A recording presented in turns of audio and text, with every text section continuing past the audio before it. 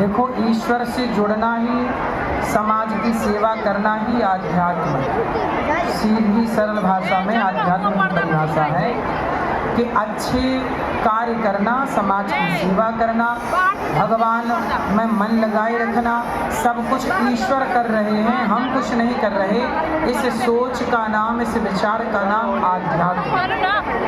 एक और प्रश्न है आपसे। वैसे आपको देखकर जो बहुत प्रश्न था सब भूल गई हूँ, आपके बाकी बताएं। हाँ, एक और प्रश्न है कि लोग बोलते हैं कि गुरु जी का कथा वचन सुनने जाते हैं, गुरु बनाए हैं, और फिर भी घर पर वही गलत काम करते, गलत काम नहीं छूटता है। जैसे गाली देना, ये सामाजिक जो ये गलत चीज़ें हैं। मतलब आपको देख के मैं व्यक्त नहीं कर पा रही हूँ कि जो लोग गलत क्यों करते, कथा प्रवचन सुनते हैं फिर घर जाके वही काम करते हैं। तो लोग ऐसे भी बोलते हैं, तो आपके बारे में कोई कुछ बोलते हैं तो मैं मतलब बहुत ये हो जाती हूँ और आपके साइड में बोलने लगती हूँ। तो सब बोलते हैं ऐसा है, देखो, लोग ना सत्संग करते हैं थोड़ा, कथा सुनते हैं थोड़ी, और कुसंग करते हैं ज़्यादा।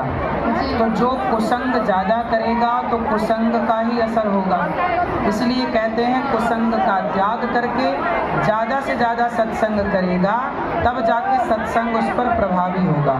लोग कहते हैं ना, कथाएं सुनते हैं फिर भी सुधार नहीं हुआ, परिवर्तन नहीं हुआ, क्योंकि आपने सत्संग तो किया कम। अब जैसे कैकई मंथरा की बात सुन के और मंथरा का कुसंग पाकर बिगड़ गई कि नहीं? मंथरा का कुसंग पाकर कैकई बिगड़ सकती है, तो समाज का कुसंग पाकर कौन नहीं बिगड़ सकता? को ना कुसंगति पाई न साईं। तो कुसंग ज़्यादा है बेटा। अब हम बिहार रोज तो आते नहीं ना, तो लोग रोज कथा सुन